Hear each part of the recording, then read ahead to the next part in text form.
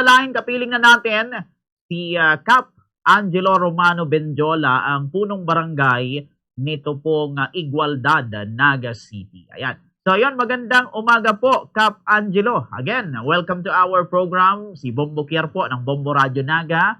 Bati muna kayo, Cap, sa ating mga listeners and viewers. Cap. Good morning po, Sir Kier, and sa lahat po ng mga nakikinig po ng Bombo sa Radyo Philippines, Naga, the #1 most trusted source of news. Good morning po. Okay, eto, Cap, pag-usapan natin, palibasa Earth Month ngayon. Ano ba, sir, yung mga programa ngayon ng Barangay Igualdad para sa, yun nga, Earth Month, para lalong ma-engage yung ating mga residente na pagandahin palalo, maging eco-friendly itong Barangay Igualdad, Cap? Bale, Earth Day is a worldwide event focused on environmental protection, and sa ngayon po ay may mga nakalinya po tayo na mga programa, and ever since naman po kahit walang Earth Day, we have barangay activities that being conducted po. Meron po tayong community clean-up drive or yung tinatawag po na kalinisan sa barangay program every Sunday. Meron din po tayong information campaign on waste segregation, yung tamang pagtatapon po ng basura. And of course, meron din po tayong bagong ordinansa po na ginawa kasama po ang Sangguniang Barangay sa pangunguna po ng aking Kagawad Committee on Environment, si Kagawad Esmeraldo David po, patungkol po sa bawat kalat ordinance and more of youth involvement activities such as poster making, eco talks, and syempre po today, as we celebrate Earth Day 2026, we stand together po as one community and in protecting our environment, because naniniwala po tayo na yung mga simple actions po can make great impacts po sa ating community, Sir Kier. Okay po. Eto, Cap, maitanong ko lang, kasi pag-usapan kasing paglilinis, eto, guilty, sasang-ayon sa akin dito yung marami. Pag-usapang paglilinis, maraming ayaw nito. Mas gugustuhin pa nila na manatili sa bahay, mga ganon, hindi nag-participate. Okay. Pero kayo, Cap, sa Barangay Igualdad, paano nyo, Cap, ini-engage or siguro hinihikayat yung ating mga residente na makiisa sa ganitong mga activity like sa clean-up drive para laging malinis yung ating barangay? Meron ba tayo, Cap, mga halimbawa, nagbibigay tayo ng mga incentive sa kanila or talagang encouragement and full authority para sa ating mga residente, Cap? Siguro po yung authority comes with responsibility and consistency. So yan po yung strategy po natin, Sir Kier, sa pag-i-encourage po sa mga residentes po natin. Kasi with kahit ano po ang gawin nating pagbibigay ng campaign paraphernalias, mga ideas, protection on environment, if we don't mix it with consistency or consistent actions po, wala rin po yung participation ng tao. And for us to be able po na makapag-participate po at mag-engage po yung mga residente po natin, we have to make a consistent but simple, little but consistent actions. Example na po dito natin is yung kalinisan sa barangay program, which is happening po every Sunday 6:30 a.m. Yun po yung ginagawa po natin.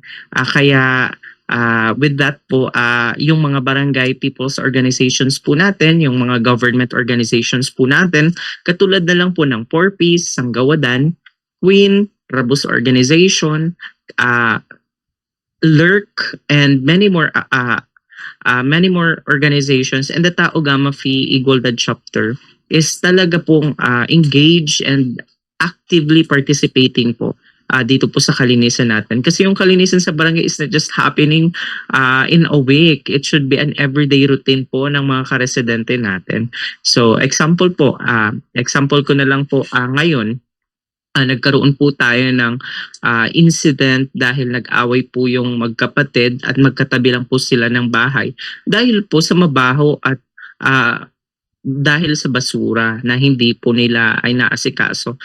You know what? One thing that people should know and be aware of po, Sir Care, is that yung mga tao ay may responsibilidad din po patungkol po sa kanilang pagbabasura at dapat hindi po ito inaasa kanino man at hindi po dapat ito inaasa sa gobyerno. Bagkus dapat tayo po ay nagtutulong-tulong para magkaroon po tayo ng isang komunidad na kung saan tayo po ay nagkakaisa at nagkakaintindihan patungkol po sa basura upang maiwasan po natin ang pagkakaroon po ng iringan or problema.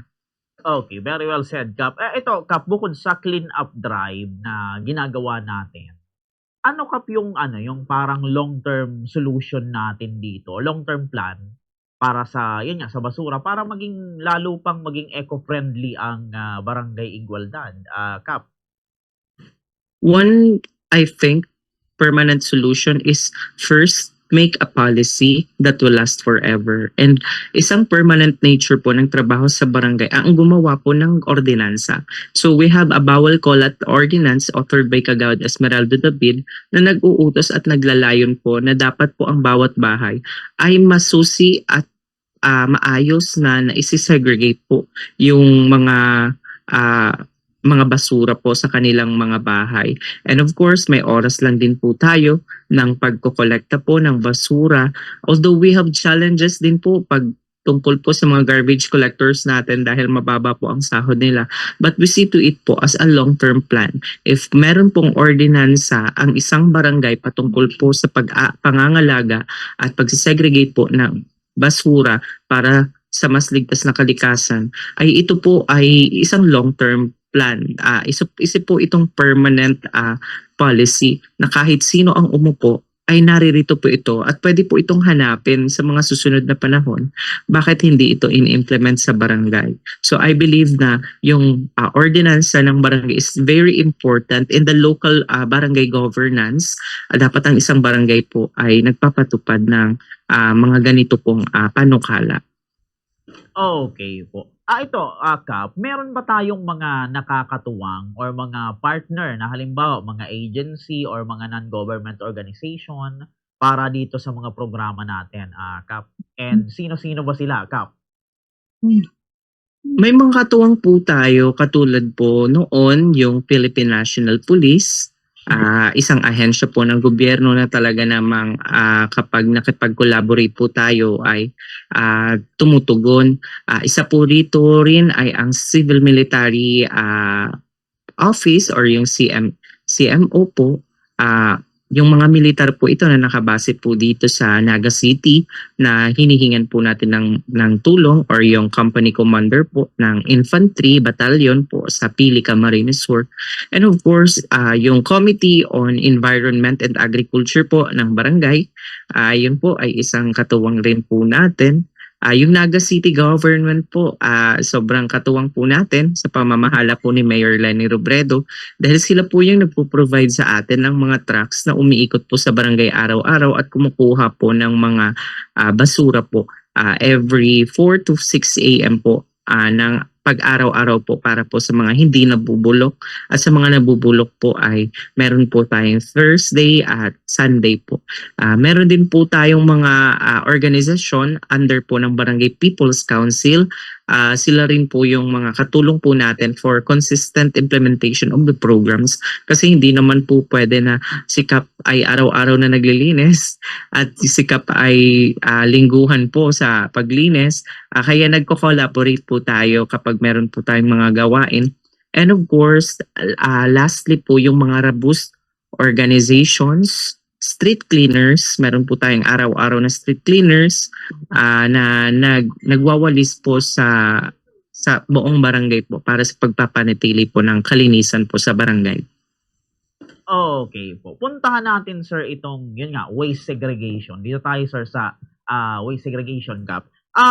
Sa tingin nyo, Kap, o kumusta, Kap, ang waste segregation natin sa bahay-bahay dito sa Igualdad? And sa tansya nyo, Kap, ilang percent kaya o porsyento ng household yung talagang nagse-segregate ng kanilang mga basura, Kap Angelo? Sir Care, I cannot quantify po if ilan yung percentage. Pero ang sure po ako is very challenging po siya sa mga bahay-bahay. And even myself, kahit sa bahay po namin, guilty rin po ako sa proper waste segregation. Diba po? Kung minsan po kumakain tayo ng mga naka-plastic at nakabalot, na ihahalo po natin siya kung minsan sa mga nabubulok nang hindi po natin namamalayan. Kaya po with this celebration, it reminds us that we have to be consistent and we take part on the actions of the government po patungkol po sa proper waste segregation. Pero more of that, pagdating naman po sa trabaho natin po sa barangay, hindi po natin kolekta yung mga nakahalo po na mga basura katulad ng biodegradable, non-biodegradable at yung hazardous items. Dahil kung nakahalo po yung mga hazardous items po sa non-biodegradable, masusugat po yung ating mga garbage collectors. We have an incident nga po na nakita ko nga po sa social media na yung isang garbage collector ay nadisgrasya po sa pagkokolekta ng basura na hindi nabubulok dahil meron po itong mga bote at bubog, mga salamin. So nakakaawa po kung ganito po yung magiging practice natin. So kinakailangan po talaga na ma-promote po natin yung proper waste segregation. Dito po sa barangay ay katulong po natin ang Committee on Environment and Agriculture po natin para po maiwasan po ang mga ganitong insidente. So dito po sa amin, wala pa naman po kaming insidenteng ganun. So I see it as a signal of cooperation po sa ating mga kabarangay. Opo. May ano ba tayo, Kap? May tawag nun, yung materials recovery facility. And kung meron, Kap, operational ba siya araw-araw? And kung wala naman, saan natin, Kap, dinadala yung ating mga garbage, Kap Angelo? Dito po kasi sa Naga, sir, every barangay is required to have a material recovery facility or yung tinatawag po na MRF. Sa Barangay Igualdad po, meron po kaming MRF and that is located po under Naga City People's Market. It is operational at meron din po nagme-maintain nito at ang maintenance po nito ay pinapasahod po natin at syempre po kumukuha din po ito ng counterpart po from the Naga City government. So it is operational po at kinikilo po nito ang mga nakukuha, nalilikom araw-araw. We have also reports po na pinepermahan monthly for them to receive their compensation po sa city. Okay po yun. Yung ano, Kap, yung no segregation, no collection policy, napapatupad ba ito, Kap, sa barangay? Kap? Yung no segregation, yes po kasi yung mga garbage collector po namin ay matanda na po sa serbisyo ng pangongolekta ng basura. So talaga naman pong sure po ako na ipapatupad po ito na hindi po nila ito kinokolekta kapag hindi po segregated. And kasi po doon sa tinatapunan din po kasi ng basura sa San Isidro landfill, hindi rin po doon kinukuha yung mga nakahalo po ng basura. Po yun. Ito, Kap, dahil nga Earth Day ngayon or Earth Month ngayon, ano ba sa tingin nyo, Kap, yung sa inyo sa Barangay Igualdad, ano po ba, sir, yung talagang pinaka-problema natin sa usapin ng basura, Kap Angelo? Siguro po yung pinaka-problema po natin, Sir Kier, sa barangay, hindi lang po siguro sa Barangay Igualdad, is yung disiplina po na dapat po, yung mga alam natin na dapat ginagawa ay hindi pa rin po patuloy natin ginagawa. Sabi ko nga po kanina, our small actions may lead to bigger impacts dahil yung micro effects can lead to macro effects. Sabi nga po niyan sa ating kasabihan. So, yun po yung challenges po natin sa barangay na talaga pong dapat yung maging consistent po talaga siya sa mga ganitong bagay, Sir Ker. Opo. Yung paghahakot, sir, ng basura mula po dito sa Igualdad patungo, Kap, dito sa sanitary landfill, Para sa inyo Kap, nakakatulong ba 'yun or medyo nakakaano sa atin, nagdudulot ng burden or pabigat? And, Kap, kumusta po ito sa atin, Kap Angelo? Sir Ker, malaking tulong po yun, yung City Government of Naga po sa pangongolekta. Hindi po ito hadlang, bagkus isa po itong consistent effort po ng Naga City Government. Nakita naman po natin yung changes po with regards to this matter dahil yung dating Balatas Dam site po ngayon ay isa ng bundok, isa na po siyang forest in our midst. Yung pangongolekta po ay talagang nakakatulong po talaga siya. At hindi din po sila pumapalya kahit may bagyo ng pag-iikot po. Kaya hindi naman po tayo natatambakan po dito ng basura. Opo, wala naman kayo Kap nagagastos sa paghahakot ng basura papunta dito sa landfill, Kap Angelo? Wala po. It's city government po yung nag-i-implement po ng bagay.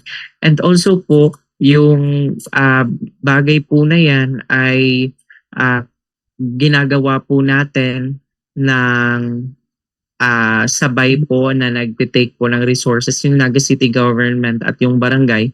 Ang sa amin lang po ay yung maintenance po ng garbage collection, yung everyday operation, at yung pangpasweldo po sa tauhan po na naglalagay po doon sa pick-up point. Tapos yung pick-up point po, yung Naga City Government na po yung kukuha, papunta po doon sa sanitary landfill. Okay po, 'yun. So ito Kap, sa compliance tayo nung batas po baga na RA 9003 about sa Ecological Waste Management Act of 2000. Sa tingin niyo ba Kap, 100% ba tayong nakaka-comply yung ating barangay sa batas na ito, Kap? Especially yung mga MRF, yung segregation ng basura, Kap Angelo?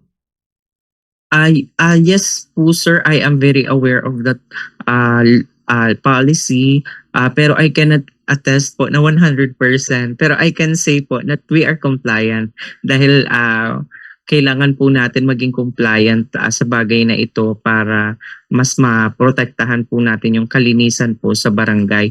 Sabi ko nga po ay ito po yung nagiging resulta po ng pag-aawayan ng magkakapatid, pag-aawayan po ng magkakapitbahay kung hindi po masusolusyonan. So, kinakailangan po talaga na compliant po tayo doon po sa Republic Act na nasabi po ninyo kanina. At tinutugunan po ito ng barangay sa abot po ng makakaya. Pero syempre po, ang pakiusap po natin ay maging kahalili po ang mga residentes sa bagay po na ito. Okay po. Ano ba Kap yung yung parang sa tingin niyo kulang? Bakit hindi pa natin na 100% talaga yung natin dito sa batas na ito or policy ito Kap? Opo, bali po nung sinabi ko po na hindi tayo 100% kasi hindi po ako confident na ilathala po ito sa lahat na sobrang linis po ng barangay.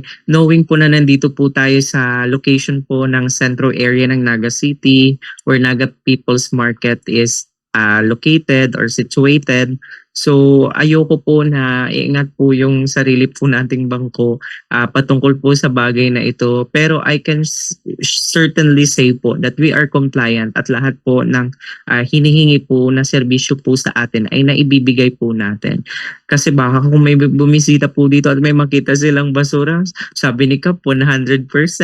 Tapos meron pala ditong tambak na basura. So kumbaga po sa pang-araw-araw, iba-iba po yung sitwasyon na madadatnan natin sa barangay. Pero what is certain po sa barangay is we have everyday and consistent operation po daily patungkol po sa basura po at kapaligiran po, Sir Kier. Opo, yun. May mga insidente ba dyan Kap sa barangay na yun nga, may mga nareklamo na ba ng mga tao na halimbawa hindi kasi sumunod, tapon lang ng tapon ng basura sa pakalat-kalat sa kalsada. May mga nareklamo na ba yan Kap na tao, establishment, na ganun yung ginagawa? And ano yung ginawa natin dito Kap? Yes, we have reported cases. Ang ginawa po natin, syempre nag-issue po tayo ng citation tickets through environmental enforcers. And also po may mga cases din po tayo na nag-away-away at ang ginagawa po ng barangay ay namamagitan po sa kanila para sila po ay magkaayos. we have violators po, and the barangay can sanction them first. Syempre, first offense, warning. Second offense, meron na tong penalidad. Third offense, syempre po grave na yung penalty dito. So we have continuous reminders po, announcements, mga paalala po sa lahat ng mga violators na wag nang uulitin yung violations po nila at ayusin po para hindi na po sila ma-issuehan po ng ticket po ng mga environmental enforcers po natin who are deputized po to do such tasks. Okay po. Yan. So ito, Kap, mga remaining question na lang. Ano po, anong masasabi nyo ngayon, Kap, na yun nga, Earth Day ngayon or Earth Month, pero yung iba, yung mga kalsada natin, yung mga kalsada hindi sa igualdad sa ibang mga barangay. In general, speaking, Kap, yun nga, nakakalat yung mga basura, hindi na segregate. Minsan, ito nakakalungkot. Yung iba, may mga mataas naman ang pinag-aralan, pero tinapon pa rin yung basura sa kalsada. Ano yung natin dun, Kap? Parang masasabi. Syempre po, nakakalungkot po yun. Pero sabi po nga natin yan, and we are also aware that yung kalinisan po, yung basura ay isang global issue. Kaya dapat kung ito ay isang global issue, dapat po meron din tayong gawing global action. Kung ito po ay isang barangay issue, ito dapat po meron din po tayong barangay action. So since this is a global issue, it is a collective effort po that will create long-lasting solutions. Kaya yung masasabi po natin sa bagay na yan, kahit paunti-unti ay kailangan dapat consistent lang po tayong nagpa-progress. Dahil sabi ko po nga kanina, little actions may lead to bigger results. Kaya yun po yung masasabi ko dahil yung basura po talaga ay talagang kailangan po nating maging eco warriors ngayon. Kailangan po nating maging eco-friendly ngayon. Yung simpleng soft drinks po natin ng plastic ay itapon po natin sa tamang basurahan. Yung mga nagyoyosi po sa daan ay dapat itapon rin po sa tamang basurahan. Hindi lang yung winiwitik lang po kung saan. Yung mga prutas pong kinainan natin, instead of throwing it, pwede po natin itong i-decompose, gawin po nating fertilizer or maybe recycle it para ito po ay bumunga ulit. So yun po yung mga simple gestures po na makakatulong po sa isang global issue. As we celebrate Earth Month of 2026, this 22nd day of April po, ay sana po ay tulong-tulong po tayong ma-remind at tulong-tulong po tayong gumawa ng mga maliliit na bagay dahil yung mga maliliit na bagay pong ginagawa natin sa pang-araw-araw ay kapag pinagsama-sama ay malaki po ito.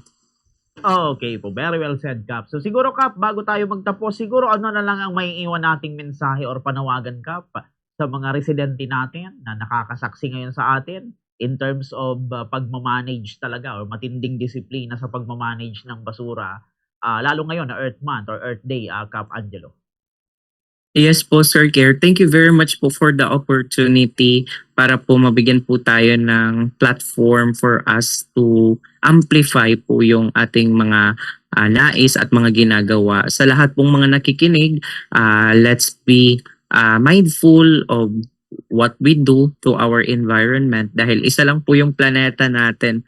Kung makikita po natin yung mga NASA scientists, ipinakita po kung gaano kaganda ang mundo. At sa universe, isa lang po yung livable place na meron tayo at ito po yung Earth. As we celebrate Earth Month 2026, let's take care po of our Mother Earth dahil kung ito po ay hindi natin aalagaan, paano na po yung mga susunod po na henerasyon. So we just don't need to campaign to